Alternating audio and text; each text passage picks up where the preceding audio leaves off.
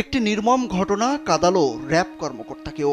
৯ বছরের শিশুর সঙ্গে ঘটে যাওয়া বর্বরতা দেখে চোখের পানি ধরে রাখতে পারেননি তিনি। সংবাদ সম্মেলনেই কেঁদে দেন র্যাব ১১-র অধিনায়ক তানভীর মাহমুদ পাশা। মাত্র ৯ বছর বয়সী তানজিন সুলতানা ঝুমুর সঙ্গে যা ঘটেছে তা যে কাউকে নাড়া দেবে। নিষ্পাপ একটি শিশুর সঙ্গে এমন নির্মম ঘটনা ঘটবে কে জানত। তীব্র তাপদাহের কারণে ঝুমুরের স্কুল ছিল সকাল ৭টা থেকে ১০টা পর্যন্ত। ঘটনার দিন সোমবার স্কুল ছুটি হলেও বাড়ি ফিরে না আসায় তার মা চিন্তিত হয়ে পড়েন। বিভিন্ন স্থানে খোঁজাখুঁজির পর মেয়ের সহপাঠীদের কাছ থেকে জানতে পারেন ঝুমুর স্কুল শেষে বাড়ি চলে গেছে। এরপর দিশেহারা হয়ে পড়েন মা। ওয়ালটন ফ্রিজ কিনে অনেকের মতো আপনিও হয়ে যেতে পারেন মিলেনিয়াল। সেরা পণ্যের সেরা অফার। ওই দিন বিকেলেই পাগল প্রায় মা জানতে পারেন তার মেয়ের মরদেহ পাওয়া গেছে। শিশুটিকে ধর্ষণের পর হত্যার অভিযোগ উঠে মফিজুল ইসলাম মফু নামের এক ব্যক্তির বিরুদ্ধে। শিশু ঝুমুর তার প্রতিবেশীর মেয়ে। সোমবার সকালে ঘটনাস্থলের পাশের রাস্তায় শিশুটির অপেক্ষায় ওত পেতে থাকে মফু। স্কুল থেকে বাসায় ফেরার সময় শিশুটিকে কৌশলে রাস্তার পাশের জমিতে নিয়ে ধর্ষণ করে।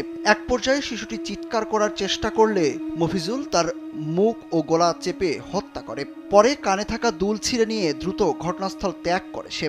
সংবাদ সম্মেলনে এমনটাই জানিয়েছেন র্যাব ১১-র অধিনায়ক তানভীর মাহমুদ পাশা। চাঁদপুরের শাহরাস্তি থানাধীন এলাকা থেকে আমরা অপরাধী যে অভিযুক্ত ধর্ষণ এবং হত্যাকাণ্ডের ঘটনায় মফিজুল ইসলাম প্রকাশ মফুকে আমরা গ্রেফতার করতে সক্ষম হই। প্রাথমিক জিজ্ঞাসাবাদে তিনি এই ধর্ষণ এবং হত্যাকাণ্ডের ঘটনার সাথে সম্পৃক্ত থাকার বিষয়ে আমাদের স্বীকার করেছেন এবং এই বিষয়ে বিস্তারিত জবানবন্দি দিয়েছেন। র্যাবের এই কর্মকর্তা আরও জানিয়েছেন, এই ঘটনায় মূল অভিযুক্তকে আইনের আওতায় আনতে গোয়েন্দা নজরদারি বৃদ্ধি করা হয়।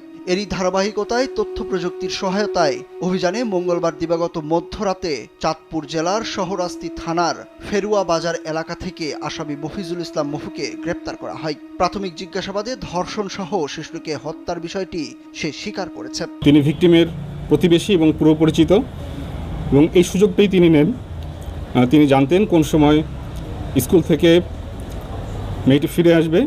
তিনি রাস্তার পাশেই ছিলেন এবং ফেরত আসার পথে আনুমানিক 11:15টার দিকে তিনি মেয়েটিকে তুলে নির্জন স্থানে নিয়ে যান এবং পাশবিক নির্যাতন করেন এবং নির্যাতনের এক পর্যায়ে তিনি মেয়েটি চিৎকার করলে তাকে মুখ এবং গলা চিপে তাকে হত্যা করেন।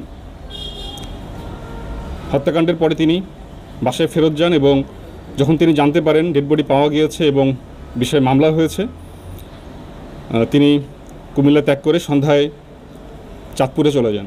নিহত শিশু তানজিম সুলতানা ঝুমু উপজেলার গলিয়ারা উত্তর ইউনিয়নের খিলপাড়া গ্রামের প্রবাসী জাকির হোসেনের একমাত্র মেয়ে।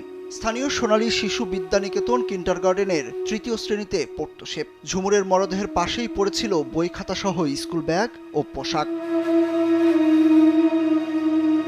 সুরজ আহমেদ, কালবেলা।